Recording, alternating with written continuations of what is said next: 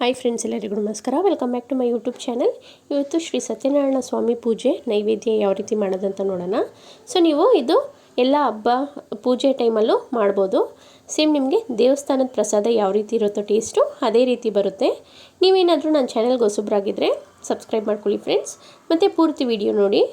ಈಗ ನಾನು 1 ಸ್ಪೂನಷ್ಟು ತುಪ್ಪ ಹಾಕ್ಕೊಂಡಿದ್ದೀನಿ, 1 ಕಪ್ಪಷ್ಟು ಮೀಡಿಯಮ್ ರವೆ ಹಾಕ್ಕೊಂಡಿದ್ದೀನಿ. ಇದನ್ನು ಚೆನ್ನಾಗಿ ಫ್ರೈ ಮಾಡ್ಕೊಳ್ತಾ ಇದ್ದೀನಿ. ಇದು ನಮಗೆ ಕಲರ್ ಚೇಂಜ್ ಆಗಬೇಕು ಮತ್ತು ಫ್ಲೇವರ್ ಅನ್ನೋದು ಬರೋಗಂಟ ಚೆನ್ನಾಗಿ ರವೆನ ಫ್ರೈ ಮಾಡಬೇಕು. ಇದು ಮೀಡಿಯಮ್ ಫ್ಲೇಮಲ್ಲೇ ಇಟ್ಕೊಂಡು ಚೆನ್ನಾಗಿ ಫ್ರೈ ಮಾಡ್ತಾ ಇರೋದು. ಸೊ ನಿಮ್ಮ ರವೆ ಚೆನ್ನಾಗಿ ಫ್ರೈ ಮಾಡಬೇಕು, ಮೇಯ್ನ್ ಇಲ್ಲೇ ಇರೋದು. ನಿಧಾನಕ್ಕೆ ಸಿಮ್ಮಲ್ಲಿ ಇಟ್ಕೊಂಡು ಫ್ರೈ ಮಾಡ್ಕೊಳ್ಬೇಕು. ಈಗ ನೋಡಿ, ಇದು ಆಲ್ಮೋಸ್ಟ್ ಆಗಿದೆ, ಕಲರು ಚೇಂಜ್ ಆಗಿದೆ ಮತ್ತು ನಮಗೆ ಫ್ಲೇವರ್ ಬರೋಕ್ಕೆ ಸ್ಟಾರ್ಟ್ ಆಗಿದೆ. ಈಗ ನಾನು ಇದನ್ನು ಒಂದು ಪ್ಲೇಟಿಗೆ ಸಪ್ರೇಟಾಗಿ ಹಾಕ್ಕೊಳ್ತಾ ಇದ್ದೀನಿ. ಈಗ ಅದೇ ಬಾಣಲಿಗೆ 2 ಸ್ಪೂನಷ್ಟು ತುಪ್ಪ ಹಾಕ್ಕೊಳ್ತಾ ಇದ್ದೀನಿ. ದ್ರಾಕ್ಷಿ, ಗೋಡಂಬಿ ಮತ್ತು 2 ಏಲಕ್ಕಿ ಹಾಕ್ಕೊಳ್ತಾ ಇದ್ದೀನಿ. ಇದು ಚೆನ್ನಾಗಿ ಫ್ರೈ ಆದಮೇಲೆ ನೋಡಿ, ಇದು ಚೆನ್ನಾಗಿ ಫ್ರೈ ಮಾಡ್ಕೊಂಡಾದಮೇಲೆ ಯಾವ ಕಪ್ಪಲ್ಲಿ ನಾನು ರವೆ ತಗೊಂಡಿದ್ನೋ ಅದೇ ಕಪ್ಪಲ್ಲಿ 1 ಕಪ್ಪಷ್ಟು ಹಾಲು ಹಾಕ್ಕೊಳ್ತಾ ಇದ್ದೀನಿ. ಅದಾದಮೇಲೆ ಅದೇ ಕಪ್ಪಲ್ಲಿ 1 ಕಪ್ಪಷ್ಟು ನೀರು ಹಾಕ್ಕೊಳ್ತಾ ಇದ್ದೀನಿ. ಸೊ ನೀವು ರವೆ ಯಾವ ಕಪ್ಪಲ್ಲಿ ತಗೊಳ್ತೀರೋ ಅದೇ ಮೆಜರ್ಮೆಂಟ್ ಇರಬೇಕು ಎಲ್ಲದಕ್ಕೂ. ಅರ್ಧ ಪಚ್ಚಬಾಳೆ ಹಾಕ್ಕೊಂಡಿದ್ದೀನಿ. ಇದೆಲ್ಲ ಚೆನ್ನಾಗಿ ಮಿಕ್ಸ್ ಮಾಡಿ ಕುದಿಯೋಕ್ಕೆ ಬಿಡ್ತಾ ಇದ್ದೀನಿ. ಇದು ಒಂದು ಕುದಿ ಬರೋಗಂಟ ಬಿಡಬೇಕು. ಈಗ ಆಲ್ಮೋಸ್ಟು ಕುದಿ ಬರ್ತೈತೆ ನೋಡಿ ಫ್ರೆಂಡ್ಸ್.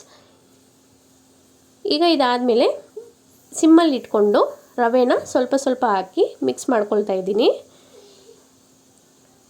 ಮತ್ತು ನೀವು ಈ ವಿಡಿಯೋ ನಿಮ್ಗೆ ಇಷ್ಟ ಆದರೆ ನಿಮ್ಮ ಫ್ರೆಂಡ್ಸು ಫ್ಯಾಮ್ಲಿಗೆ ಶೇರ್ ಮಾಡಿ. ಒಮ್ಮೆ ನೀವು ಮನೇಲಿ ಟ್ರೈ ಮಾಡಾದಮೇಲೆ ಯಾವ ರೀತಿ ಬಂದಿತ್ತಂತ ಕಮೆಂಟ್ ಮಾಡಿ ತಿಳಿಸಿ ಫ್ರೆಂಡ್ಸ್. ಈಗ ನೋಡಿ, ರವೆ ಬಂದುಬಿಟ್ಟು ಈ ರೀತಿ ಗಟ್ಟಿಯಾಗಕ್ಕೆ ಸ್ಟಾರ್ಟ್ ಆದಮೇಲೆ ಸಿಮ್ಮಲ್ಲೇ ಇರಬೇಕು, ಐ ಫ್ಲೇಮ್ ಇರಬಾರ್ದು. ಈಗ ಯಾವ ಕಪ್ಪಲ್ಲಿ ನಾವು ರವೆ ಎಲ್ಲ ತಗೊಂಡಿದ್ವೋ ಅದೇ ಕಪ್ ಮೆಜರ್ಮೆಂಟಲ್ಲಿ 1 ಕಪ್ಪಷ್ಟು ಸಕ್ಕರೆ ಹಾಕ್ಕೊಳ್ತಾ ಇದ್ದೀನಿ.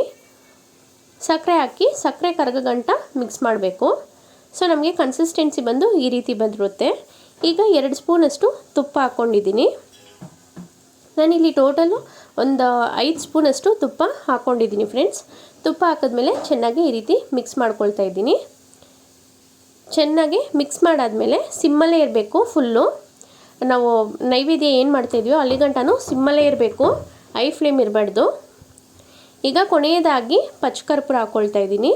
ಸೊ ನಾವು ಪಚ್ಚಕರ್ಪೂರ ಹಾಕೋದ್ರಿಂದ ನಿಮಗೆ ದೇವಸ್ಥಾನದ ನೈವೇದ್ಯ ಯಾವ ರೀತಿ ಇರುತ್ತೋ ಪ್ರಸಾದ ಅದೇ ಟೇಸ್ಟ್ ಬರುತ್ತೆ.